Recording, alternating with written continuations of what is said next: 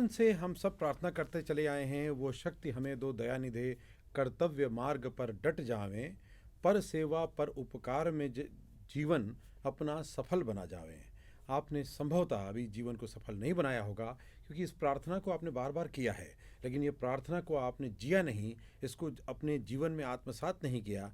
इसलिए बदलाव का वाहक ये प्रार्थना आपके जीवन में शायद अभी बन नहीं पाई है। लेकिन ये किसने किया है, ऐसे एक महानुभाव हमारे पास आज उपलब्ध हैं, उपस्थित हुए हैं रेडियो जयघोष में, जिनसे हम आज बात करेंगे कार्यक्रम वसुंधरा में।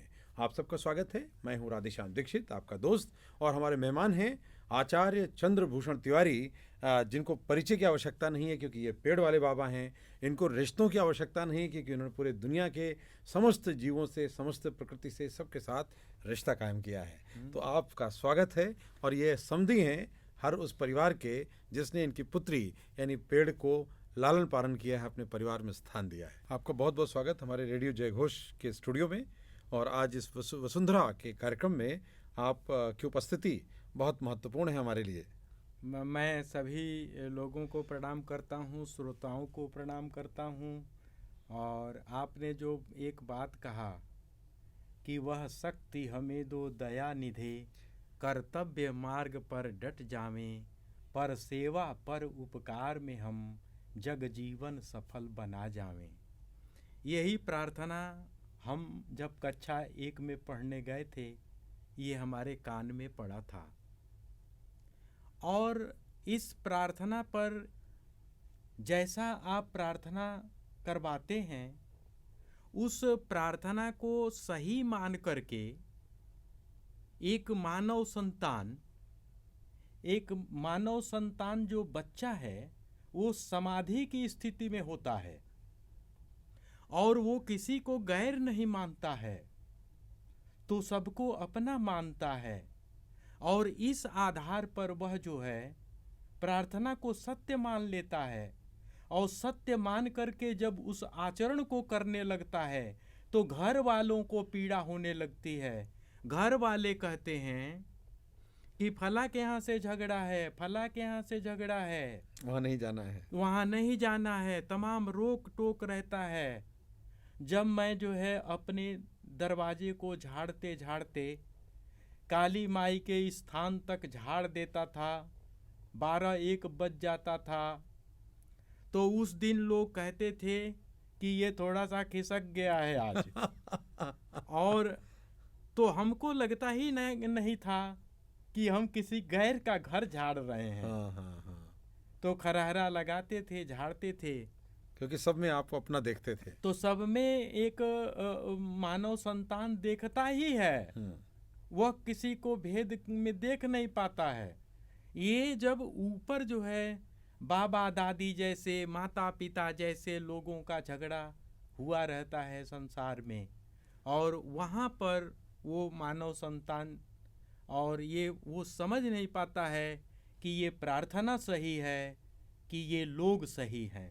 और आचार्य चंद्रभूषण तिवारी जी ने इसे समझ लिया बचपन में, और जब से इसे समझ लिया, उसे जान लिया, और जिसे जाना उसे मान लिया, और जिसे माना उसे अपना बना लिया, और जिसे अपने बनाया उस रिश्ते को आज भी निभाते चले आ रहे हैं।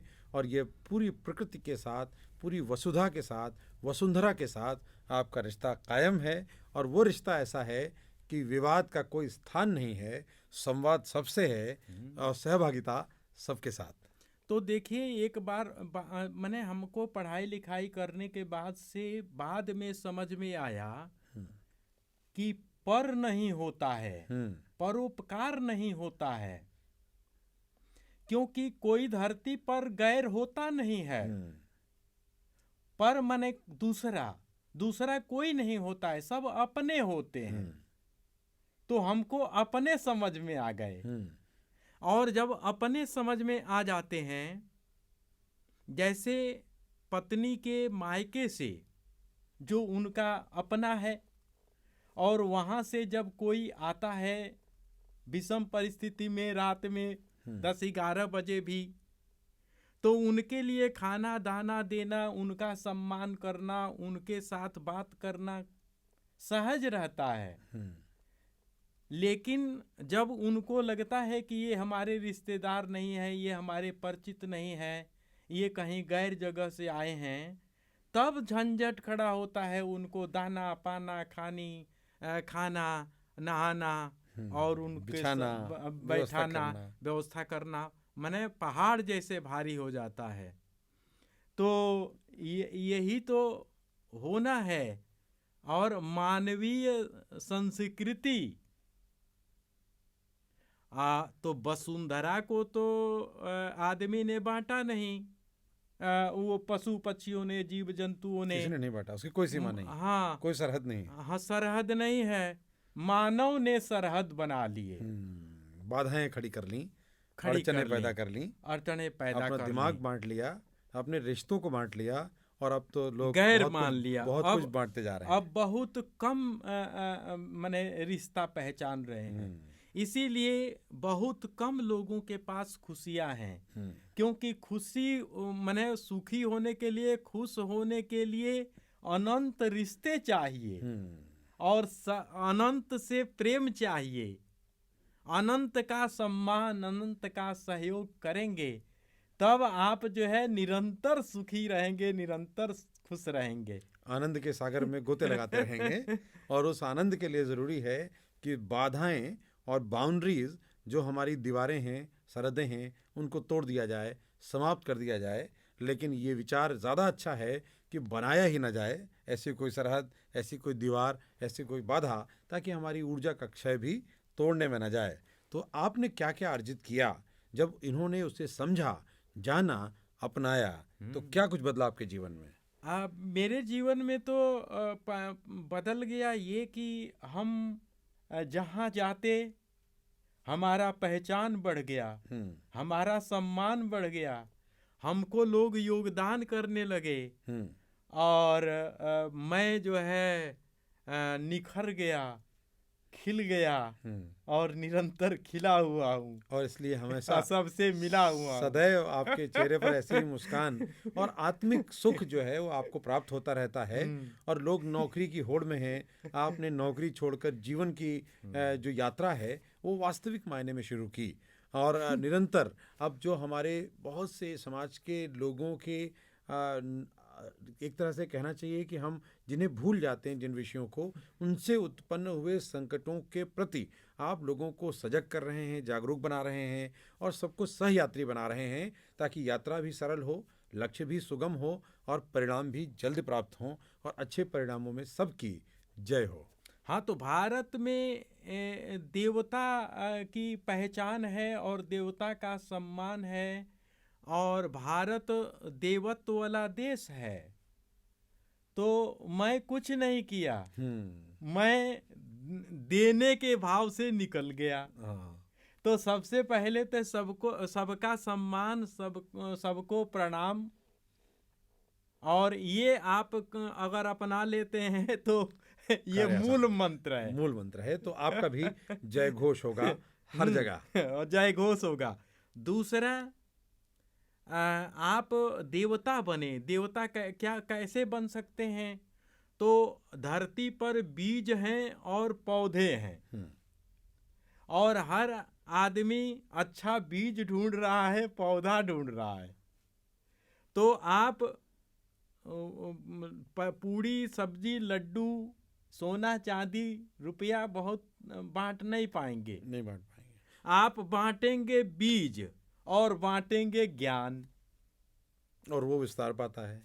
तो जो झंझट है वो यही है कि हमारे अंदर अज्ञानता है कि मेरे केवल 3 ही 4 5 लोग अपने हैं और बाकी कोई अपना नहीं है।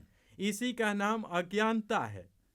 तो आप विराट हैं और आपको विराट संसार मिला हुआ है, और आप केवल EWS के घर में घुस गए हैं जी, और उसी को झाड़ते बहारते हैं, उसी को अपना मानते हैं 3-4 लोगों को, और बाकी पूरी दुनिया को आपने त्याग दिया है।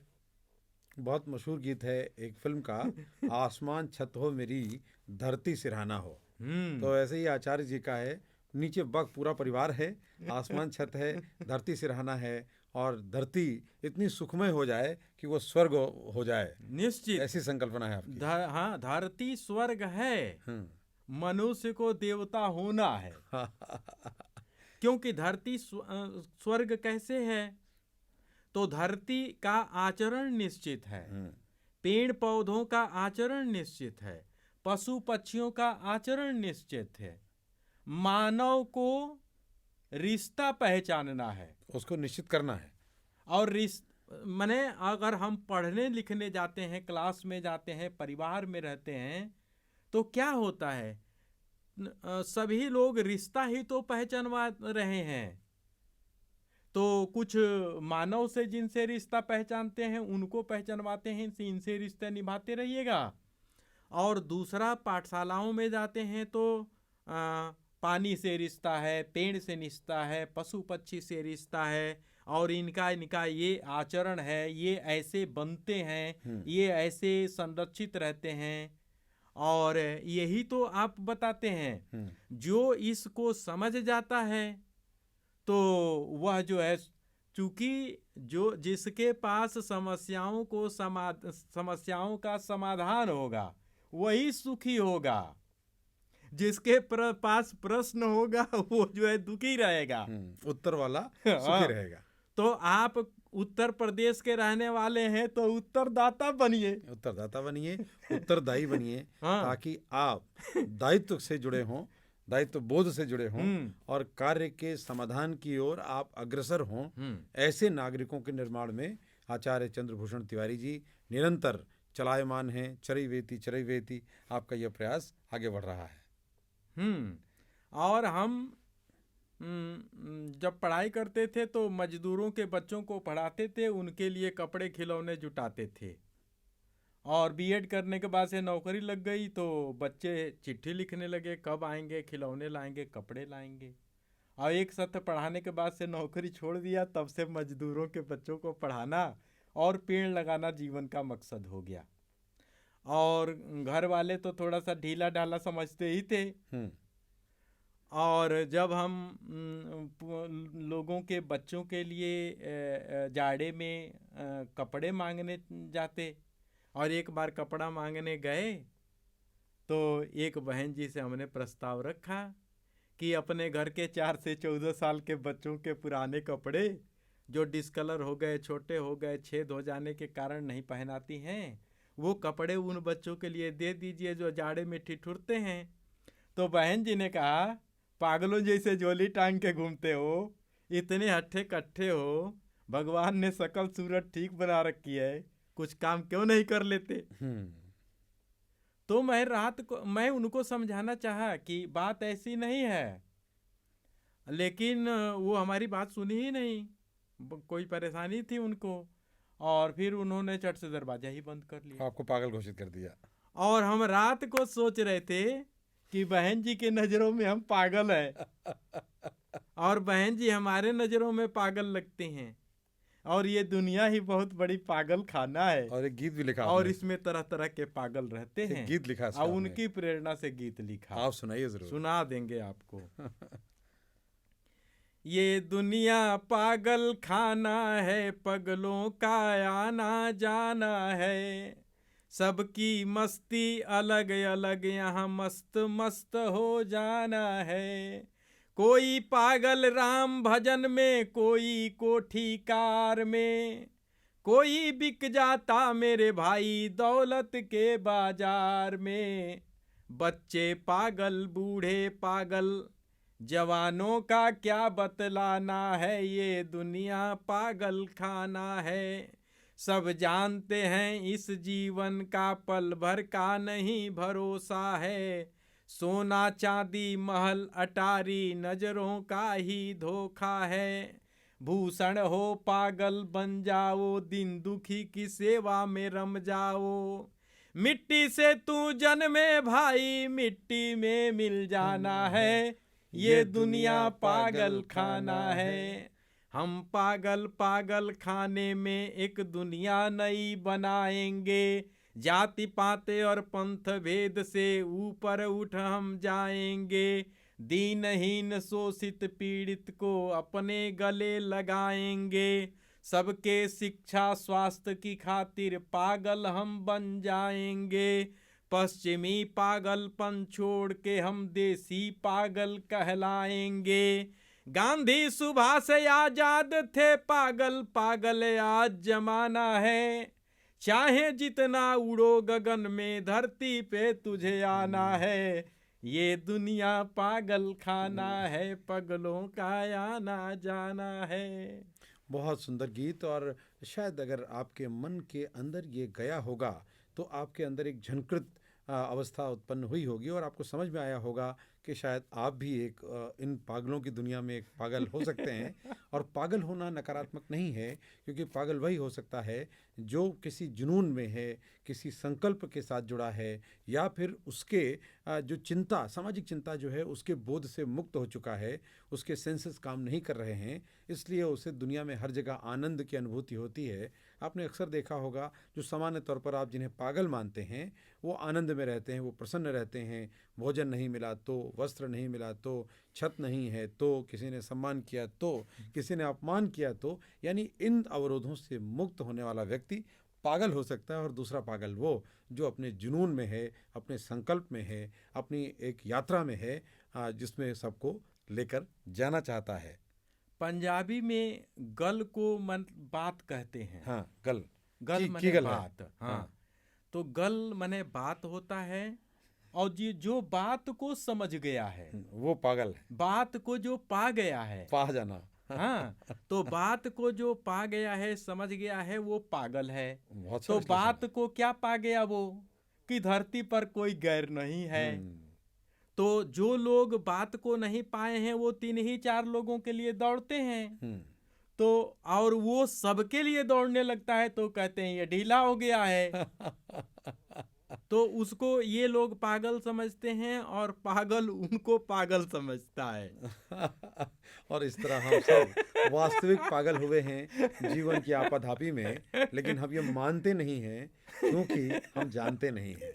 तो आइए जानते हैं आचार्य चंद्रभूषण जी से उनकी यात्रा के बारे में, उनके जीवन के बारे में, उनके विचार के बारे में और उनके सद प्रयासों के बारे में। आचार्य जी, आप तो देवरिया जो पूर्वांचल का एक नगर है, वहाँ आपका जन्म भाटपा रानी में हुआ और वहाँ पे आपने इंटर तक शिक्षा प्राप्त की।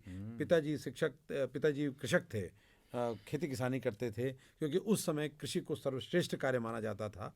माताजी गृहिणी थीं, क्योंकि गृहिणी होना निष्क्रिय या नकारात्मक न होकर बहुत श्रेष्ठ कार्य था और बड़े उद्देश्य के लिए बच्चों का निर्माण, उनकी प्रगति, उनका विकास करना ही लक्ष्य होता था। वहाँ से आप निकले और यात्रा आपकी जारी है और फिर आपने आचार्य की उपाधि ली। उससे पहले बीएड किया राष्ट्रीय संस्कृत संस्थान से और स्नातक आपने किया लखनऊ विश्वविद्यालय से, और उसके बाद आप शिक्षक बन गए और आप विद्यापीठ में बने। नहीं, केंद्रीय विद्यालय संबलपुर उड़ीसा में केंद्रीय विद्यालय में आप शिक्षक बने। बहुत सारे लोगों का शिक्षक बनने का सपना होता है या सरकारी नौकरी का सपना होता है। आप शिक्षक भी बने, सरकारी नौकरी में भी आए, लेकिन मात्र 1 वर्ष के लिए।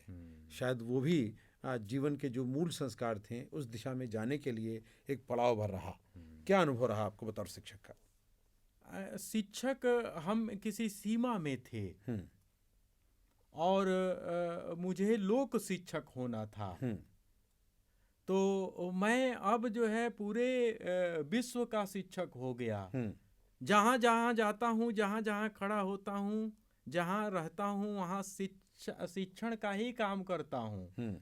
तो धरती पर प्रत्येक इंसान को शिक्षक के रूप में खड़ा होना होगा, और शिक्षक के रूप में जब खड़ा होगा तो वो नियंत्रित होगा, वो संतुलित होगा, और वो सबका सम्मान करने वाला होगा, और वो सबको पहचान जाएगा,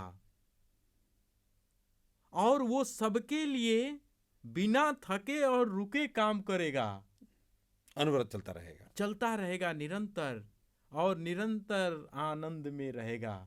आप इसी तरह के आनंद में हैं और एक अंतराल लेते हैं और उस अंतराल के बाद पुनः वापस जुड़ेंगे रेडियो जयघोष के इस वसुंधरा कार्यक्रम में और जानेंगे आचार्य चंद्रभूषण जी की उपलब्धियों के बारे में और इनके संकल्प के बारे में, जो इन्होंने बहुत बड़े संकल्प सुनिश्चित किए हैं अपने लिए, देश के लिए, समाज के लिए। तो एक छोटे से अंतराल के बाद वापस लौटते हैं। सुनते रहिए रेडियो जयघोष। जय घोष। एक बार फिर स्वागत है। आप सुन रहे हैं रेडियो जयघोष और मैं हूं आपका दोस्त राधेश्याम दीक्षित। 107.8 FM पर आपके लिए बहुत अच्छे कार्यक्रमों के साथ हम हमेशा हाजिर होते हैं। और आज है कार्यक्रम वसुंधरा, जिसमें हमारे साथ हैं वसुंधरा के पोषक या कहें पालक या कहें उसका एक महत्वपूर्ण पुजारी आचार्य चंद्रभूषण तिवारी।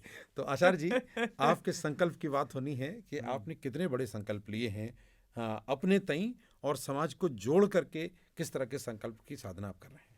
देखिए, हम जब पढ़ाई कर रहे थे तो पर्यावरण विषय पढ़े थे और पर्यावरण प्रदूषण को पढ़े। तो मुझे एक सूत्र जब हम पढ़े तो इतना नहीं समझ पाए, लेकिन बाद में ये प्रदूषण की समस्या जब घनघोर होने लगी तब मुझे वो सब दिखने लगा। और तब मैंने 26 जनवरी 2006 में 11 लाख पेड़ लगाने का संकल्प लिया। 11 लाख पेड़, एक और एक 11 होते हैं, लेकिन दो लोग मिले तब ऐसा होता है। आचार्य जी ने स्वयं के लिए 11 लाख वृक्षों के रोपण का संकल्प लिया। और ये संकल्प केवल लिया नहीं, उस तरह का संकल्प नहीं है जो हम लोग लेते हैं कि सुबह उठेंगे 4 बजे और पढ़ेंगे और वो पूरा नहीं होता। आचार्य जी सतत उस लक्ष्य को साधने की दिशा में प्रयत्नशील हैं। अब तक कितना लगा दिया आपने? तो हम 26 जनवरी 2006 से पीजीआई से, क्योंकि वहाँ रोगी होते हैं और समाज को रोग से मुक्त होना है, समाज को भूख से मुक्त होना है, तो हमने पीजीआई से शुरू किया। और अधिकांशतः फलदार पेड़ लगाता हूँ ताकि किसी की भूख मिट सके, पोषण युक्त फलाहार मिले और ऑक्सीजन मिले। और मैं 33% वन क्षेत्र जरूरी है, वन बाग जरूरी है, ये बात मैं समझ गया था पढ़ाई करते समय ही। तो मेरे दिमाग में ये सब चल रहा था और तब हमने वहाँ से संकल्प लिया और लोगों को पौधा देता था। और मैं जो है झुग्गी झोपड़ी के बच्चों को पढ़ाता हूँ, बेटियों को जो है सिलाई सिखाता हूँ, तो मैं लोगों को पुराने कपड़े के थैले भी देता था साथ में। तो आपको बताएं कि लोग झोला वगैरह तो यूज करते और पौधे ले लेते। पौधों को कभी कहें कि बकरी चर गई, कभी गाय चर गई, कभी कुछ हो गया, और मेरा माथा ठनका कि ये सब तो सब जा रहा है, कोई पौधे को बचा नहीं रहा है। तो लगता है कि ये तो कुछ सोचना विचारना पड़ेगा, क्या है मामला। तो तब मुझे समझ में आया कि एक उपाय हमको निकल आया। क्या? समधि से समाधान की ओर। समधि से समाधान? समधि से समाधान। तो मैंने लोगों को अब पौधों को बेटी के रूप में देना शुरू किया। ये विचार भी बताएं। तो एक तरफ जो है भारत में बेटी और बेटों की बहुत मान्यता है। बेटी आंगन की शोभा है तो बेटा दरवाजे का शोभा है, और बेटी बेटों से बहुत भारत के लोगों को प्यार है। तो मैंने तब सोचा कि हम बेटी के रूप में देंगे, और प्रधानमंत्री नरेंद्र मोदी जी बेटी बचाओ बेटी पढ़ाओ भी शुरू कर दिए। तो उस पे और मोहर लग गया, जुड़ गया वो जी। तो मैं तो बहुत पहले से ही इसको कर रहा था। तो मैं लोगों को पौधा देता और जिसको देता तो समझाता कि देखिए ये पौधा नहीं है, मेरी पुत्री है, बड़े ही लाड़ प्यार में पली है, कोमल है, नाजुक है, जानवर देखते ही डरती है, कोई लड़ाई झगड़ा नहीं करती है, मेरी बेटी को 2 साल पालेंगे तो पीढ़ियों पीढ़ियों को पालेगी, मेरी बेटी जिंदा रहती है तो फल फूल छाया देती है, मर जाती है तो चौकट पल्ला बन के घर की रखवाली करती है, मेरी बेटी मरघट तक साथ देती है।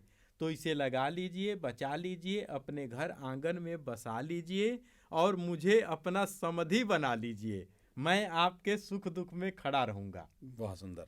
और मैं जिसका भी कोई कैंपस घर देखता, संस्थानों को देखता जिसमें जगह बहुत है, तो मैं वहाँ पर फलदार पेड़ ले जा कर के वहाँ के मुखिया से बात करता और उनको रिश्तेदार बनाता, समधी बनाता, वहाँ के लोगों को जुटाता, परिवार के लोगों को जुटा करके और वहाँ पौधारोपण कर देता। और अब लोग ये पूछते हैं कि ये सब पौधा कहाँ से आता है, पैसा कहाँ से आता है। क्योंकि हिसाब में समाज फंसा हुआ है और जीवन उलझा हुआ है और लोग गणित लगाने में बहुत से गणित छोड़ दे रहे हैं, बहुत सा उनसे जा रहा है, लेकिन वो क्या पा रहे हैं इसी में उलझे हैं। हाँ, तो वो लोग यही सोचते हैं कि तिवारी जी तो देखिए, पहले तो हम साइकिल से जाते थे, मोटरसाइकिल पे पौधे ले जाते थे, और समाज में अभी बहुत लोग अच्छे हैं। मुझे ये सब मैंने देखने सुनने को यही मिला कि आज भी इतने भ्रमित अवस्था में भी आदमी एक अच्छे इंसान को ढूंढ रहा है। और वो सोचते हैं कि वो दूसरा बने, तो वो हम ही को बनना है अच्छा इंसान। ये बहुत महत्वपूर्ण बात आचार्य जी ने कही है कि हमें अच्छा इंसान बनना है, और सबके अंदर एक अच्छा इंसान है। केवल जो बाधाएं हैं, भव बाधा से पार होना है, तो उनसे मुक्त होकर के हम एक मुक्त मानव बनेंगे और समाधान की यात्रा के सहगामी बनेंगे। वही हम ही को बनना है। हम दूसरे की अभी बाट जो रहे हैं कि अच्छा इंसान आए।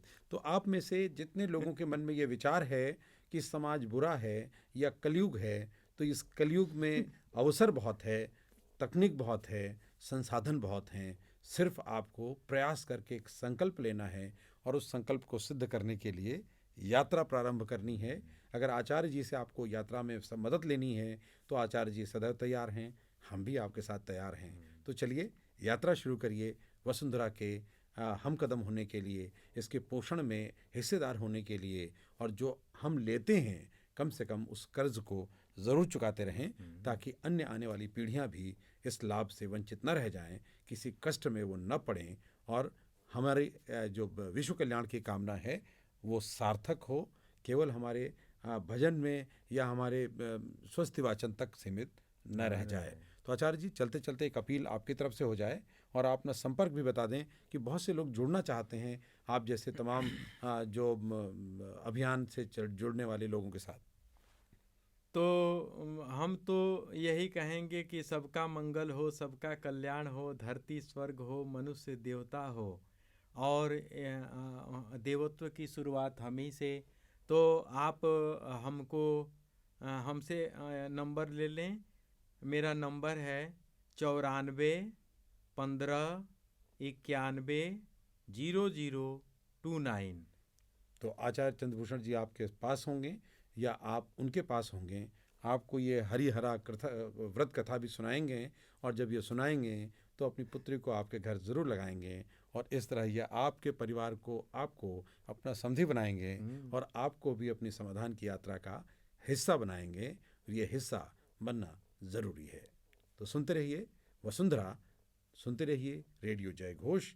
दीजिए अनुमति। आचार्य जी, आपका बहुत बहुत अभिनंदन, शुभकामना। जय घोष का जो घोष सब तक पहुंच रहा है, और वहीं से वो लोग भी घोष करें, ताकि सबका मंगल कल्याण सुनिश्चित हो और वसुंधरा सज जाए, जल जंगल जमीन जानवर जन जन स्वस्थ मस्त हो जाएं, और सबका मंगल कल्याण हो। जय हो, जय हो, जय घोष हो। जय